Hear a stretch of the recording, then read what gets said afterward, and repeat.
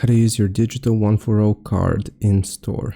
Here's what you want to do. You want to open up the One4All app. You will download and open the One4All app on your phone, sign in or create an account if needed. You also need to activate your digital card. Tap to activate your card if you haven't already. It will be ready to use in seconds.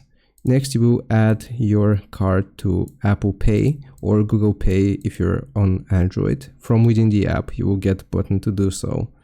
Go shopping at a participating store. Choose a physical store that accepts contactless payments via Visa. Most do.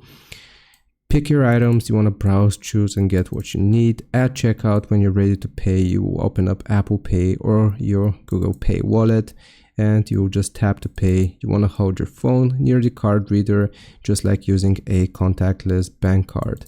Wait for confirmation. You'll feel a vibration or see a check mark when the payment goes through, and that's how you do it. I hope this helps. Leave a like and sub. I'll see you next time.